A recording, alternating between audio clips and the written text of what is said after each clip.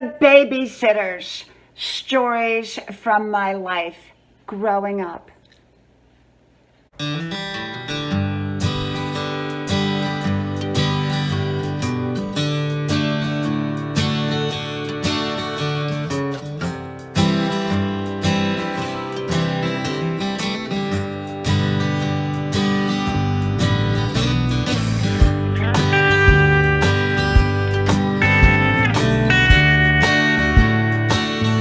The Babysitters, growing up, stories from my life. Hello, y'all. I'm Dianna Brianne. Well, as y'all know, I've been telling little bits and pieces from my life, little stories, not in chronological order, but just, when one pops to mind, I come before the camera and I share with you a different little story. Now, I've told this story before, but I'm kind of repeating them for many of the new people that I have on my channel because my channel has grown so much since I originally told the stories about a year ago. And some of them I'm repeating, some of them I'm adding new details that I didn't add before, or some of them are just brand new stories. This one I have told before. And so I don't give advice, I don't give information, I don't give recommendations. I just share with you my perspective on different topics, as is with this one. I do hope you like, share, subscribe to all 5 of my channels. Links are pinned at the top of the comments section below. If you connect with me, I will likely connect with you as well, with all 5. So I got to thinking about a story from my life. I was about 5, 6 years old in that time frame, maybe 6. And my mom was going to nursing school. My mom was a single mom at that point. She had got a divorce, and my brother had gone off to the military, and my sister was married. So it was just me at home. And we lived in this, we had moved from one house that sat next to the church where I had my little friend Kirby, as I've told that story before, called the Little Red Record Player. And we'd moved to another town with a little house by a railroad track. And every time that we were kind of the poorly family, and every time the train came by, it would shake the house and shake the dishes and rattle the dishes and rattle the plates and rattle the pictures on the wall, So, and the train came by like every hour. And so we moved from there and we moved into a little red house. And so anyhow, my mother was going to nursing school. And so I think it was summertime and she didn't know what to do, because I was so young, I couldn't stay at home by myself. And so a lot of times when I would come home from school, I would be home by myself. They call them latchkey kids now. And I would sit there, I would come home on the school bus, and we had one TV channel with rabbit ears, and I would watch a soap opera of all things, because that was all that was on. And I got to know these people like they were my family, and then I would go out back and I would play. Usually I would take the hose and put some water in some dirt, and I would build things, out in the back, it was kind of a hill with kind of a muddy area, and I played back there. Until my mom got home.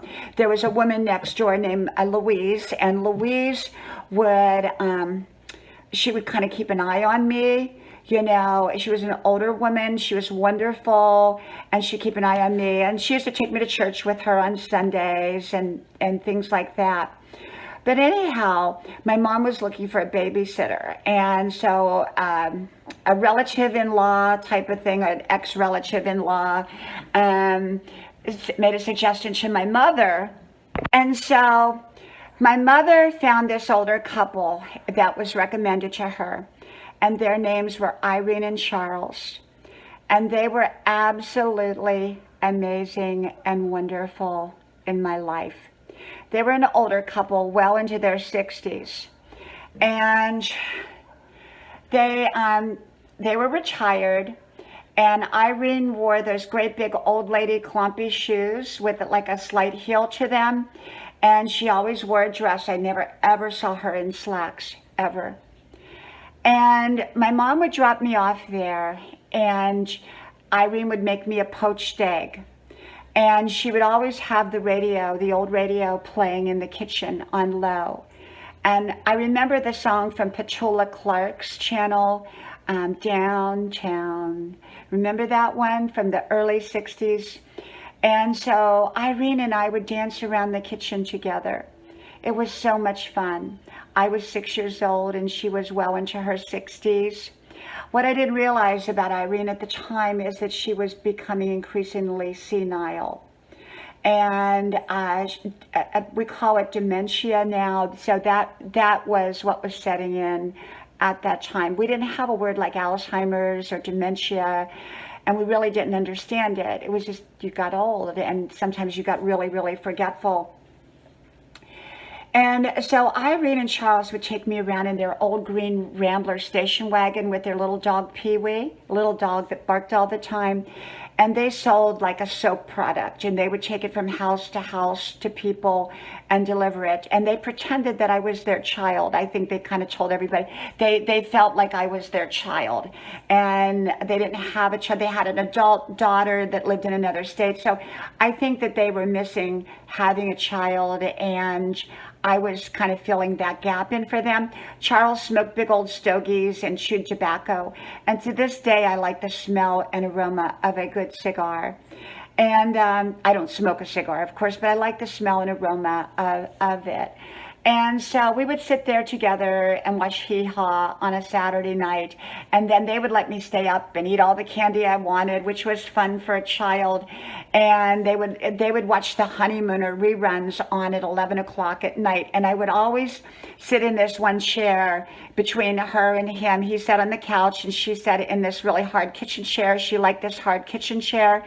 And that sat in the living room. And I would sit in this kind of like an old-fashioned kind of, it wasn't a recliner, but it was sort of like a small recliner.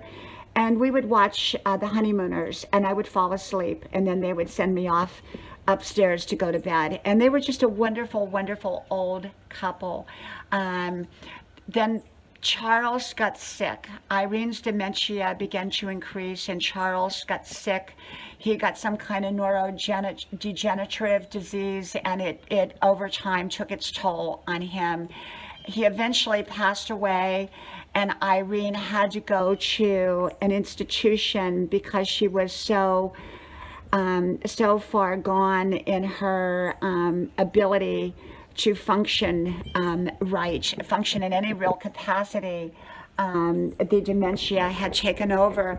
And so it was very, very sad for me. And even at one point, because they had been my babysitters really for several years, from 6 years old at least till 10 or 11.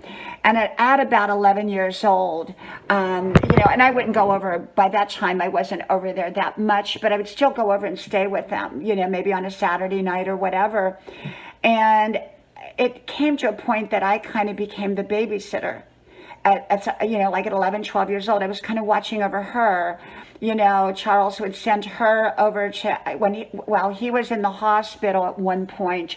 And so, we just let Irene come over and kind of babysit me, so to speak, but it was really me babysitting her in a sense, but we didn't say that to her.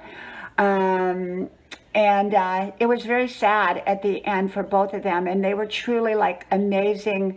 I don't want to call them grandparents because I had a wonderful, wonderful grandmother and grandmothers and grandma, but they were like grandparents, and they were just, I don't know, just wonderful, wonderful, wonderful in my life. They were so kind and so thoughtful, and they really thought of me as their child. And we would ride around places together, and I'd go over to their friend's house and sit and color in coloring books. And they were kind of my stability at that time in a very chaotic childhood that I was having. My parents had divorced, and it just seemed like my world had fallen apart. And yet Irene and Charles were there for me as like just old grandparents, and gave me an anchor in my storm of life at such a young age. And like I said, I remember the poached egg in the morning, and I remember dancing around the kitchen with Irene. And they were just an amazing couple in my life. Okay. Well, stories from my life. You never know what you're going to get. From my house to yours, may God bless you. And I hope to talk to you soon again. Bye-bye.